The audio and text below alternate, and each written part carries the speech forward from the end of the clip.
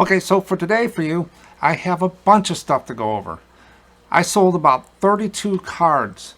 I sold 18 on Etsy, 17 postcards, and 1 magazine ad that I'll show you. I sold 5 single orders on Etsy and 1 big order on Etsy for 10 cards that I'll go throughout the video. Also, I have a special topic. I bought a bunch of postcards in a box, and I pulled out some and I found these big eyes. I'm going to go through a little history about these, the artists, and there's also a movie. So spoiler alert if you haven't seen the movie.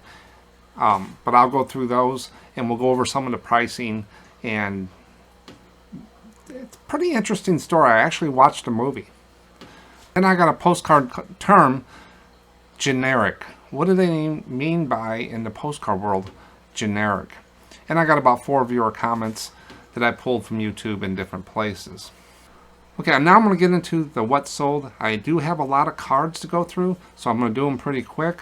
But I'll go through the eBay ones first, and then we're going to get into big eyes. It just caught my eye.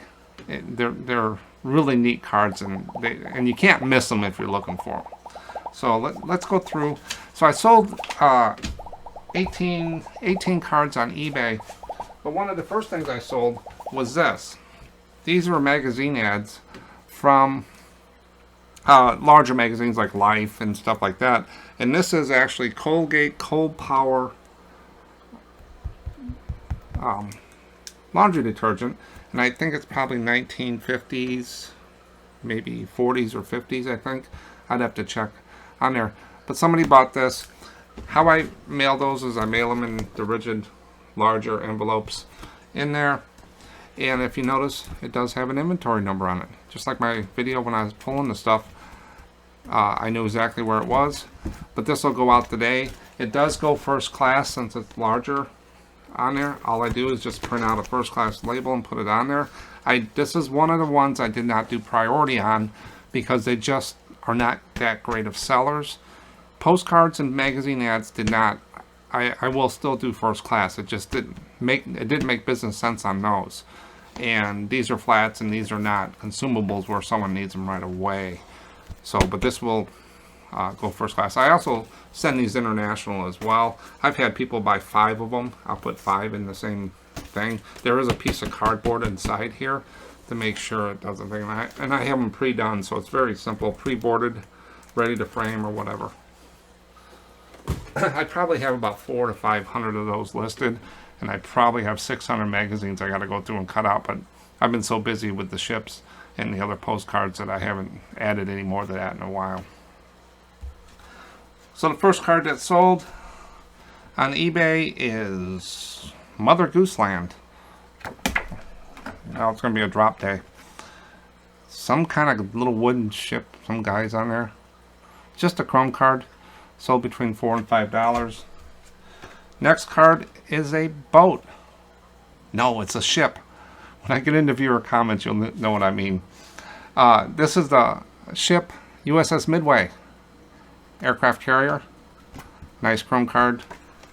I am starting to sell a little bit more of the ships than normal this last week, so that's a good sign. This is a Golden Dome aquarium, St. Petersburg, Florida. Right there. Good looking chrome card. Unposted. $4 to $5. Next one, I sold 2 of these. Another dome. It looks like a dome day. So I sold 2 of these to the same person. It's the Baton Rouge Dome. Some kind of, I'm not for sure exactly what it is, but I sold the aquarium dome. No, I sold these domes. One guy bought both of these. And so those will go out to them. $4 to $5 for each one. Now this is another ship. This is the U.S. Coast Guard Oshnet. These Coast Guard ships are just cool. Look at that. A nice chrome card. This one's a little agey. It's got a little yellowing on the back. But it's a typical chrome card. But it just says Coast Guard right on there. So I do sell, I have a lot of Coast Guard ships in there. And they're doing well. Now remember, with these, what's sold, it isn't about the dollars or how many I sold. You want to look at the variety. You know, we had ships, we had domes, we had Mother Goose Land. Now we got Capitol. This is the County Courthouse, New Philadelphia, Ohio. So there's a courthouse. So you're seeing all the different things people are looking for. On there, it's an unposted Chrome card. It does have a little bit of writing on the back of something, but that doesn't really matter that much. But as you go through the boxes, you'll see what they're looking for. This is a Wardle. Warnell. Let you read that. Warnell House, Kansas City. It's a house with a chimney. Somebody knows about this. So they bought that $4 to $5. A lot of people would not list that card. Next one is a dowel. Vertical card. It's a dowel.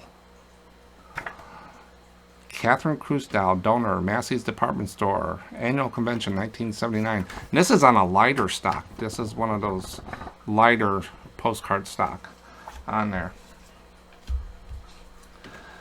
This is Magnolia Gardens near Charleston, South Carolina. We actually went down. I have some family down in Charleston, and we went to this place, Magnolia Gardens. It's a really neat place to go to, not far from Charleston. But that's the Magnolia Gardens. There's a history about that, and we got to see all the different things. Next is a swimming pool at the Hearst San Simone State thing. A lot of people would not list the Hearst Castle because they think it's touristy. I've been selling pretty good. I've probably sold a dozen or so of those mansion cards on there. And it does have 1966 in there. And I've said before, be careful with those dates. This might be the date that they put in their collection or something like that. You always want to verify on date, but it gives you a good starting point on the dates if someone penciled them in or whatever. So that's $4 to $5 there. Now these cards, I'm just getting into the larger cards of the ship haul. If you go back and look at our video about the big naval ship cards that I bought, I would say there's maybe 100,000 cards by the time I get done. There's some quantities, a lot of quantities of one card. There might be 500 of one card. The club that used to do this sold these for years on their website and stuff, and they got out of it years ago, and these were just kind of in storage, and the lady was nice enough. She didn't want to do it anymore. She wanted to move on. But those videos will walk you through on how I purchased that haul. And I'm probably 60%, 65% through the cards now. But now I'm getting into these larger cards. And they actually have the files for these. And these are actually older boats. This is a Walworth County. And it's on a lighter stock. But they're exactly 6x4, most of them. And they don't really fit into the continental sleeve. So I got to put them in 5x7s. But they do fit into the best envelope. Okay, and so I can mail these in there. I do have a couple that are a lot bigger than 6x4 and less than 5.7 that might have to go in a bigger envelope, but not too many. But they're just black and white photos because that's what they took back then. And these will, even though it's lighter, I did put a stamp on them, and I did send it to a friend of mine, and he did receive it no problem. So even the lighter cardstock will go to the mail on there. I'm no expert on mailing postcards. I don't think I've really mailed any postcards in a long time, but I wanted to see if the postcards would accept those. But this is the Woolworth, sold between $4 and $5. Next one is, here's another black and white one, and this one's a little bigger than 6.4. It's a USS Current, but as you notice, they're black and white. So I'm going to see how these do. So far, they're doing pretty good. I probably have maybe 600 to 800 of them up already on there. And going through them, I got about 15 boxes of these, and there's about 1,000 or so per box. If that tells you how much of these I got, and they're all different boats. The club did a great job with these ships. Now let me do one more card here, and I'm going to get into Big Eyes. This is a magnolia tree in Franklin Park, Washington, D.C. This is a older divided back card. It's made out of, you can just feel it being vintage, but it's just a tree. So we had domes, we had magnolias, we had ships, Capitol, dolls. If you try to guess what people are going to buy, it gets harder and harder on there. But that sold between $4 and $5. Big eyes. Let's get into the big eyes. Like I said, I bought this lot of cards, and I was going through them. I found a copper window card in there. I found a neat wooden postcard. It's just a piece of wood. But they put a stamp on it and mailed it. And this was 1995. Can they do that with a stamp? I don't think nowadays that's not machinable. But anybody out there, any postal people, whatever, how did they get 1995? Would that go through the mail? I thought, you know, being rigid like this, I mean, it's a piece of wood, and it weighs exactly 2 ounces. So, but I got that in there. I got a bunch of zebras, and I got a copper window postcard. First one I ever found in the wild is a copper window. But what I found were big eye postcards. And you're saying, what are big eye postcards? Let me put it right down here, and I'll tell you that, and I'm going to get into the story. But I want to let you know, spoiler alert, there is a movie about this. If you haven't seen the movie and you don't want to know about the movie, skip to the next section in the video. And you can do that right in the bottom. I put chapters along all the videos, so you can skip through the video and come back. So it's like a 40-minute video might be 5 videos in one. So just go ahead and skip if you don't want to have a spoiler alert. Then come back and listen to what I have to say. But big eye postcards, Keane eyes is also what they're called. Walter Keane and Margaret Keane were the artists. Margaret was the artist, as you'll see in a minute. But postcards depicting paintings by Margaret Keane. Now that's the key to all this. By Margaret Keane. The painting subjects depicted very large eyes. Now this is where it gets interesting. And then we're going to go through the pricing of these too in a minute, just to show you what I found. Margaret's husband, Walter, was an American plagiarist. Right on there, they say American plagiarist, who first claimed in 1957 to be the painter of these highly reproduced paintings.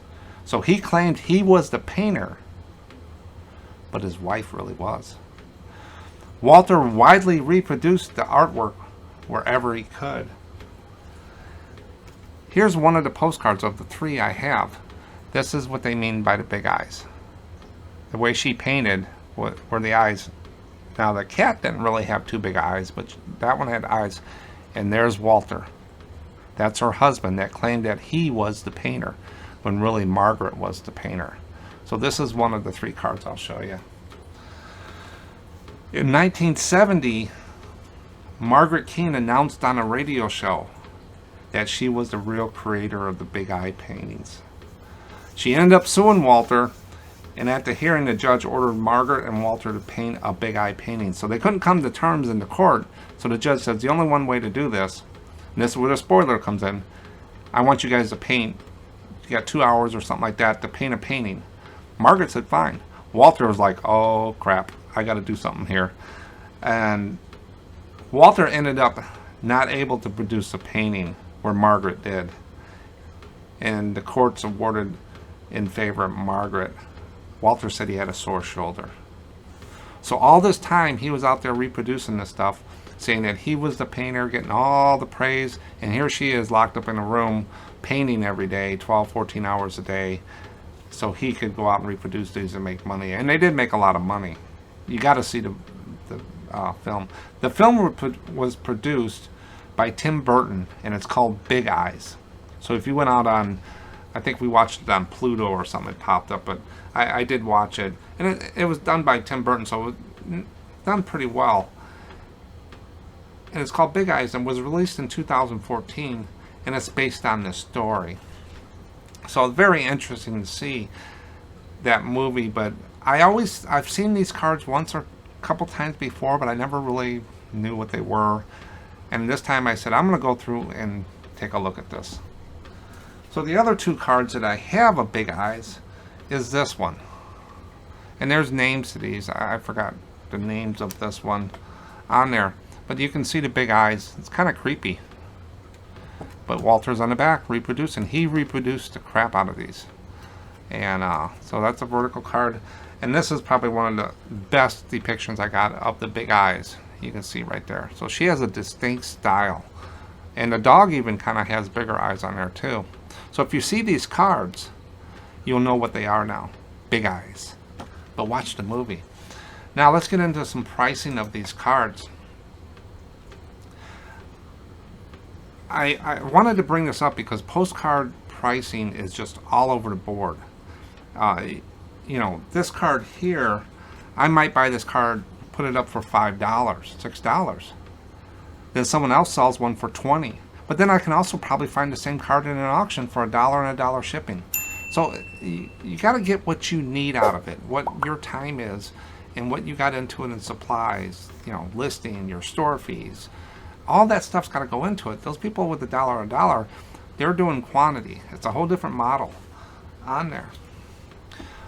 But I went through the solds. And let me bring up the high solds. So I sorted it by high, back when you could. As you see, some of these have sold for $19.95 plus $3 shipping, so I went first class. $19.99 best offer, free shipping. And then the $9.50 plus $2 shipping. So those did sell higher than my normal average cards of $4 to $5. So there is a little bit more money in these. But then you go over and you look on the low. Let's see. Now this didn't have that far of a drop like some of the other ones I've shown in videos. The low here, $7.95 free shipping, $9.99 free shipping, $9.99, 75 cents shipping. So they're higher than the average card. So if you see these cards out there, I would pick them up. You might get a few extra dollars and go a little higher than what you see here on the lows, between 12 to 9. You might even shoot for 15 and see what you can get. But I know they're highly reproduced and they're chrome cards, so you want to be careful with those. They're not that unique out there. But I always like to look, then I always like to go back and I just want to see what people are listing things at. What is the competition doing? So here's the listed high. Not sold, these are listed. A person's got them up for $24.95 plus shipping. Another one $24.95. These are all $24.95, so probably one seller on there. Now, will he sell those? He's got best offer on them, so he'll probably end up taking an offer maybe. Because we saw them, they're selling between $19 and $9, and they put them up for $24. Not bad. Let's see what the market will bear. Then you look at the listed low. $4.99 free shipping, $5.10, 99-cent shipping. Why they got 99-cent shipping? That people would probably get confused. So my average cards, I like to be under $5 with tax and everything. I like to try to stay where a person can buy a postcard for $5. The average card. Now these I will look for because they are above and I get a few extra dollars. You sell 100 of these a year, you're gonna make $200-300 on them. That's the beauty of postcards. But that just shows you the price. So where would you put those? And use your data when you make pricing. Just don't take the highest comp and say, okay, I'm going to sell it for 24. You got to look and see what your competition's doing. But remember, there's 9 million postcards out there on eBay. Is price the only factor? No, because I've seen dollar cards sell for $40 at SMPostcards. But those are rare opportunities. So pricing, when people ask me about what you would price this is exactly what I do. I just go out there and look at the field, see what they're doing. Maybe I'll sit on them a little bit longer, think about them on some of the rarer ones or the unique ones that I find. Sometimes I think they're great, they're worthless. So be careful on what you think, and that's everything in reselling. Now when you look for big eyes, you're going to also see the paintings and the prints. Look what these prints are going for. Don't get this confused with postcards. These are the prints. $129, $175, $200. These are actual Margaret Keane prints. And then as you go through and read about Walter Keane and Margaret Keane, she does initial them, I think MHK or something like that on there at a certain point in her career. And she was still painting. I'm not for sure if she's still alive. She might be. But look at these prints. So if you see these at auctions or whatever and they're authentic, the prints are even good. So that's why I brought this up on the video. Big eyes. Don't pass them up. Out there. Find them, keep them, sell them. Who knew? Okay, let me get through some more of these cards. I still got a kind of a bunch to go through. And then we'll get into the term generic. This is an interesting topic because I get a lot of questions about generic cards, and I want to make sure people understand what they are and how they're used.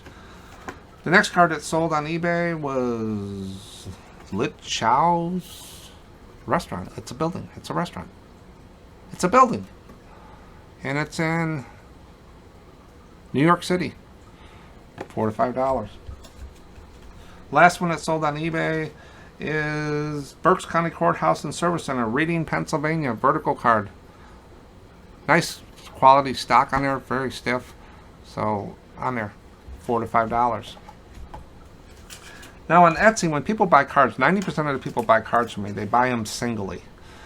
Then the other 10% are 1 to 5 to 10 cards. I've sold, up to 130 cards, maybe more, to one person, and they get a volume discount. And when they buy that many cards, I'll even go down lower on there because I buy them at a good price. Now, if you don't buy your postcards at a good price, you do have a bottom basement level that you can't go under. But on Etsy, I have about 4,000 cards listed on Etsy. It is about 15% of the postcards I sell every year. eBay is about 80% and HIP is 5%. So you know where I focus my time, eBay. But Etsy, last month, I broke even. Basically, almost by $1, I broke even with all the fees and the sales. It just broke even. eBay, yeah, you made a profit. HIP, you made a profit. But Etsy, it can go up and down. So be very careful with that Etsy. Make sure you have a stable cash flow coming in before you jump to these other sites. And eBay is the place to be. Now on Etsy, the single orders, memorial, some kind of in Vicksburg. It's a memorial with a sky, a tree, $4 to $5. Next one is a beach marathon. I have really no idea where that is, but there's people on a beach. People on a beach. $4 to $5. This one was kind of interesting. I remember when I listened, I thought it was a Sinclair. When I pulled it, I thought it was a Sinclair dinosaur. This is Goofy Golf. Right there, Goofy Golf. It was kind of an advertisement card. Now this one does have a crease right down the middle of the card, and I did disclose that as crease middle card. But that's a dinosaur. Goofy Golf, $4 to $5. Next one kind of looks like a real photo postcard, but to me it's not, but it is an older card. It does have a stamp box that you could probably date it by. It's the Washington Bridge in New York. I think I got maybe $4 to $5 for this one. It looks like a real photo, but I don't know if I've seen any grains on there, but it pretty well has been reproduced. $4 to $5. Now this next one, you're going to look at it and you're going to say, that's a generic card. Kind of looks like it, but then you flip it over. Union 76, series card. Check out our video on series cards, and I talk a little bit about these. Trees in the lake, but that's probably one of the reasons it sold is the 76 on there. So those are the 5 single cards on Etsy. Then I had an order come in for 10 cards from one person. She did 2 orders, and it's about a $50, $60 sale on Etsy for 10 cards. So last month, Etsy was break even. This month, starting out, I'm already in profit on Etsy. But way Etsy goes, I might not have a sale for 2-3 days, and then they keep. If you list a card, a listing on Etsy is 20 cents for 4 months. So if you list 100, that's $20. You're good for 4 months, and then it comes back. So if I listed 500 cards 4 months ago, and every 4 months it just keeps rolling. So I think last month I did a real big push during that interval. So I try to list like 10 a day on Etsy, so I have the cash flow, the expenses going out on there. But sometimes I'll get on a little haul rant with Etsy and just start listing. But the most I've had on there is 5,000 cards. I'm up to 4,000. I'd like to get some more up there, but I've been so focused on eBay and with the ships and stuff that maybe next year I'll move it up a little bit more. But before I get into that 10 card order on Etsy so you can see what that person bought, let's go through the term. So every video I try to do a term or a tool. This time I did a term, the last time I did a tool. And it tells you a little bit about some of the terminology used in postcard reselling or the postcard collecting. Deltiology is what they call it. And today's term is generic. I'll put it right down here so you can read along. A generic postcard is one that depicts scenery and no discernible features. Tree. That could definitely tie it to a specific location. How many times have you seen that? Some cards with identifiable subjects were purchased for the basic attractiveness of the scene and used for general greetings. So these are generic forest cards, lakes, and stuff like that. And you'll see on there it says like greetings from Chicago, Illinois, greetings from New Orleans, and it just has it stamped on there. So they go around and sell these postcards to people and say, we'll stamp anything you want on there, but here's a stamp with it, and you can say these are from your area. And no one can really tell the difference because a dirt road is a dirt road. Other cards depicting similar scenes were often printed with the names of different locations on them. While some of these might pass for inscribed location, others had nothing in common with location at all and were probably only made because they were cheap. So they probably had nothing to do with it. That dirt road or that tree was maybe in another country, had nothing to do with it, but they were cheap and they sold. And people, tourists, thought that, well, I got a tree from Oregon, and that tree was probably in New York. The words greetings from will typically be pre-printed on the card, allowing the buyer to fill in the blank, or it could be used as a stock card by a retailer. You'll see in the postcard, when you buy a lot of postcards, you'll see a lot of these cards. I still list some of them because the town's name on there. You know, they sold to one person, they're going to sell to someone else thinking that tree's there. So this is not only allowed for more opportunities to sell the card, it provided postcards to small communities that might not otherwise had any postcards at all. Even when a postcard does not literally depict a town, it may have been used by the people of that town as if it did. And in an obtuse way, it became historically attached to that place. So somebody put a tree or a road or something and said, this is the haunted lane in Lovesville, Tennessee. And that lane is not even there, and there is no Love Lane. And all of a sudden it becomes part of history. So that's how generic cards can do. Generics were also often used to depict military bases and fortifications. In this way, soldiers could send postcards home during wartime without exposing any sensitive information. So they had generic cannons or barracks or forts, so the enemy back then couldn't tell where you were. I think I mentioned that in the last couple of videos or whatever. But they would send letters in the wartime from Paris, postcard, and they weren't even in Paris. They might have been Guadalcanal and Guam, but they had Paris cards. So the enemies didn't know what it was back then. It's not like today with social media. But look for these cards. Think about them when you list them. They might not be as high value on there, but someone can be historically part of the area. So they'll basically say picture of a lake, and it'll say greetings from Love Lane, Tennessee across the top in writing. Look, and it's not even printed on there. And on the back, there'll probably be nothing depicting there. If you see my video where I go through 500 cards in a lot, you'll see where if it didn't have a place, I didn't know where it was, that's unlistable to me. That goes to the flea market and sell them out there. Because there's just nothing to keywords. There's no keywords to put in the eBay title for a best practice. That's generic. Generic postcards. Who knew? Okay, so this is the last of the what sold cards. This is the 10 card order that I got yesterday morning on Etsy. Now I want you to look at the variety that this person purchased, or are they all the same? So let's take a look and see what this person bought. So the first card they bought was a linen card. Is that linen?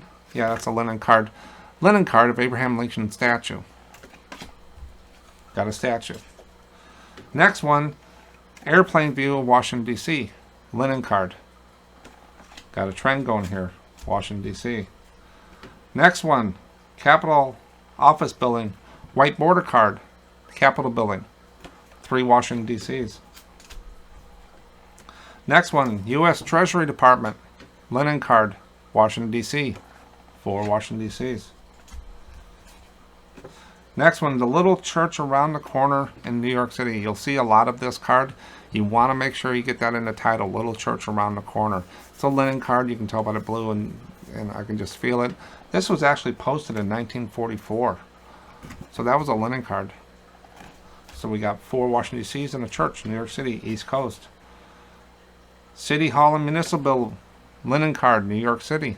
This was posted in 1946 on there.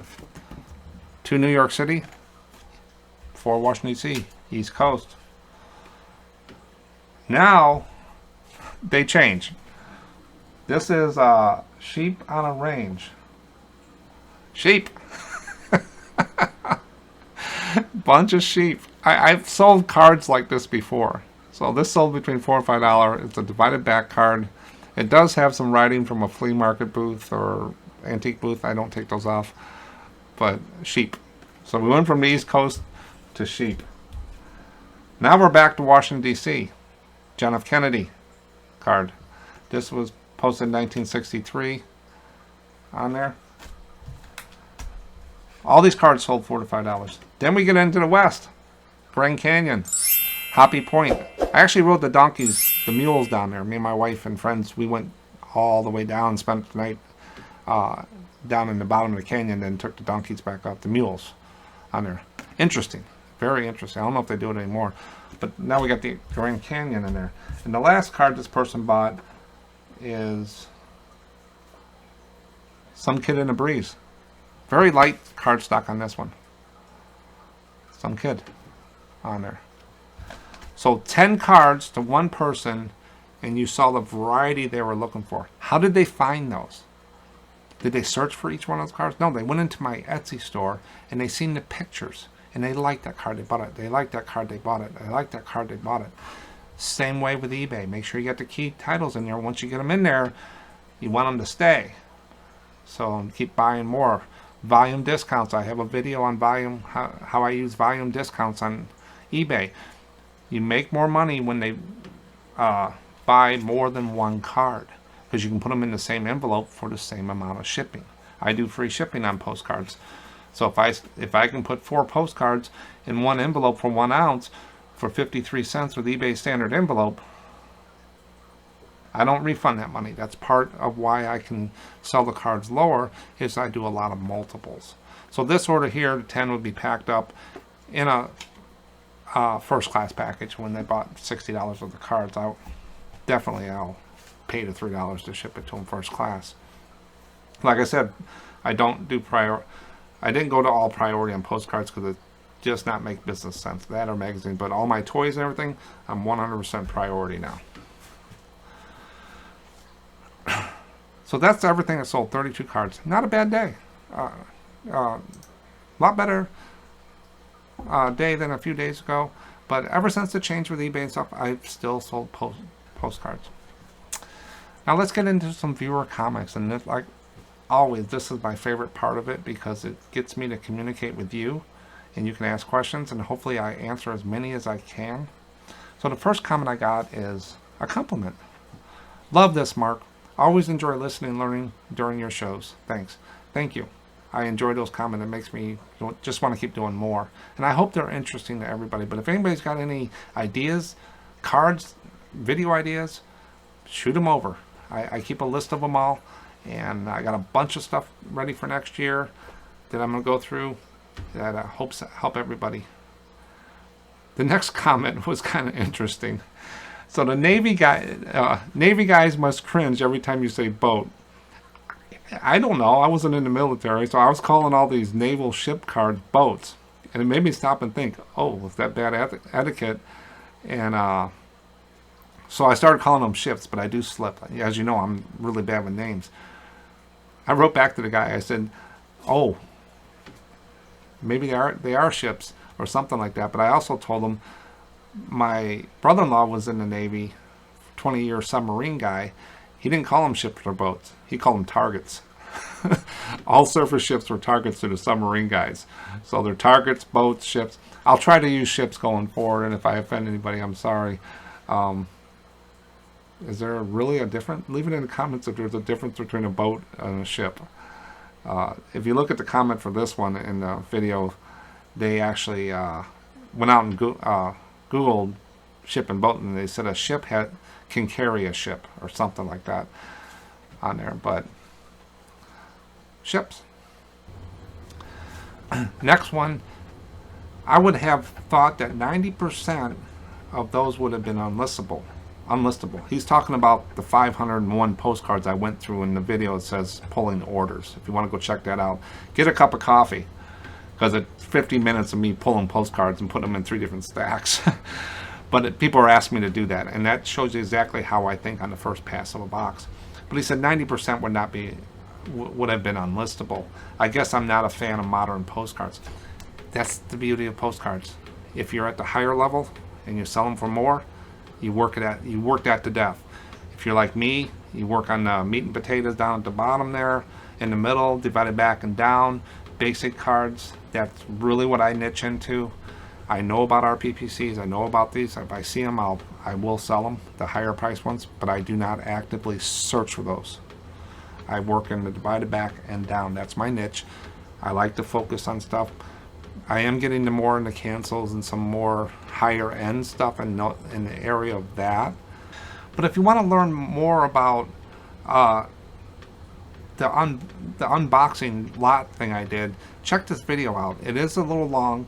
I do go through the cards. I put them in stacks.